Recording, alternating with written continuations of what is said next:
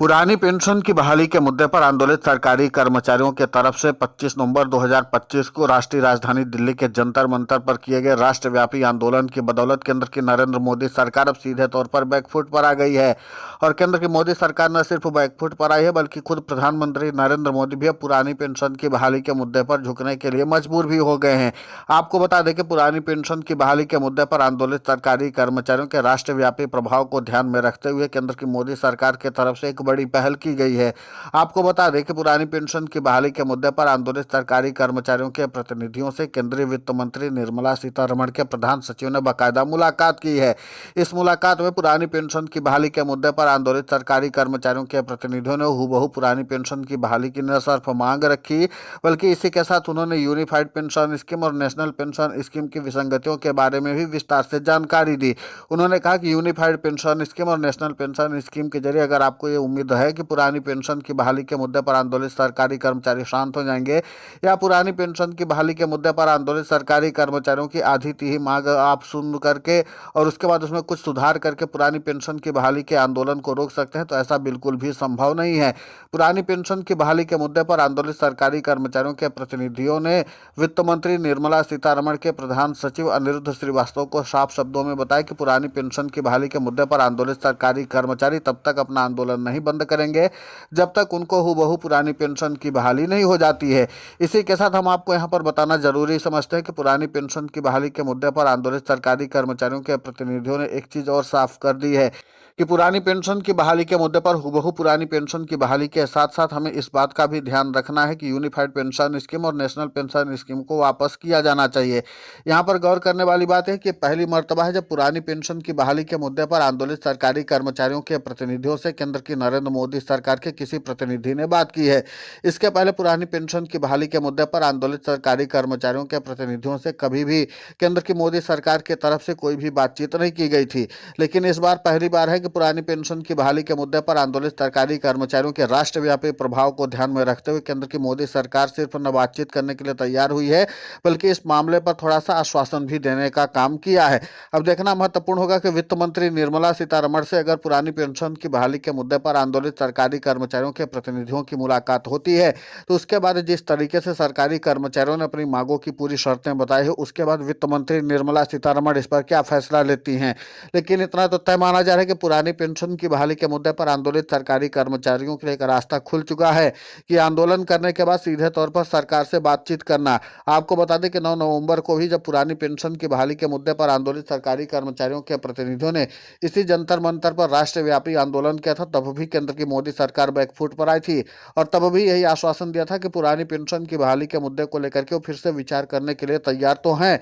लेकिन किन शर्तों पर बातचीत करने के लिए तैयार हैं या किस बातों पर सुधार करेंगे इस पर अभी कोई साफ रुख नहीं अपनाया है सरकार ने। लेकिन इतना तो तय है कि पुरानी पेंशन की बहाली के मुद्दे पर आंदोलित सरकारी कर्मचारियों ने जिस सख्त लहजे में सरकार को चेतावनी लगातार राष्ट्रीय राजधानी दिल्ली के जंतर मंतर से दे रहे हैं उसके बाद सरकार को भी अब इस बात को मानना मजबूरन हो चुका है, क्योंकि सरकार अगर इस बात को नहीं मानती तो सरकारी कर्मचारी बोल रहे हैं कि वो राज्यों की राजधानी से लेकर के राष्ट्रीय राजधानी दिल्ली तक आंदोलन ही आंदोलन करेंगे। और इसी के साथ अब आगामी समय में केंद्र की नरेंद्र मोदी सरकार के लिए चुनौतियां और भी ज्यादा बढ़ने वाली हैं, क्योंकि अगर राज्यों से लेकर के केंद्र स्तर तक लगातार सरकारी कर्मचारी पुरानी पेंशन की बहाली के मुद्दे पर इस तरीके से रणनीति बना करके काम करेंगे तो फिर जाहिर सी बात है कि सरकार के लिए कई सारी चुनौतियां और भी पैदा हो जाएंगी। और इसी के साथ यूनिफाइड पेंशन स्कीम और नेशनल पेंशन स्कीम अब लगभग बट्टे में जाती हुई दिखाई दे रही है। आपको बता दें कि यूनिफाइड पेंशन स्कीम को सरकारी कर्मचारियों ने अपने इसी आंदोलन के जरिए सीधे तौर पर बट्टे में डाल दिया है। आपको बता दें कि महज 3% सरकारी कर्मचारियों ने ही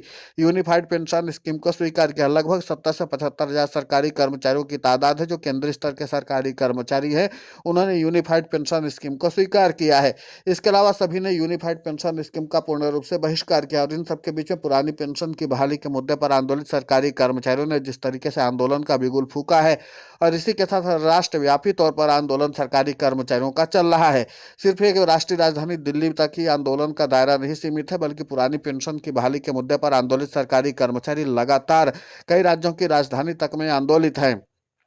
और इसी के अलावा सरकारी कर्मचारी वोट की चोट के जरिए भी सत्ता परिवर्तन करने की कवायद में जुटे हुए हैं। दूसरी सबसे अहम बात यह है कि पुरानी पेंशन की बहाली के मुद्दे पर आंदोलित सरकारी कर्मचारियों ने जिस तरीके से 9 नवंबर और उसके बाद 25 नवंबर 2025 को राष्ट्रीय राजधानी दिल्ली के जंतर मंतर पर अपना विशाल शक्ति प्रदर्शन किया है, तो फिर जाहिर सी बात है कि विपक्ष की ओर से भी पुरानी पेंशन की बहाली के मुद्दे पर आंदोलित सरकारी कर्मचारियों को साधने की कवायद तेज की जाएगी। माना यही जा रहा है कि दिसंबर में जब संसद का शीतकालीन सत्र शुरू होगा तो उसके बाद पुरानी पेंशन की बहाली के मुद्दे को लेकर के विपक्षी दलों के सांसद भी फिर से सवाल उठाना शुरू कर देंगे और उसके बाद फिर से वही वित्त राज्य मंत्री पंकज चौधरी आगे आएंगे और सीधे तौर पर इस बात का ऐलान कर देंगे कि हम पुरानी पेंशन की बहाली पर कोई विचार नहीं कर रहे हैं। लेकिन अब सरकारी कर्मचारियों ने राष्ट्रीय राजधानी दिल्ली के जंतर मंतर पर इस आंदोलन में साफ कर दिया कि सरकार अपना पैटर्न बदले और सीधे तौर पर यह बताए कि पुरानी पेंशन की बहाली कब तक करेंगे।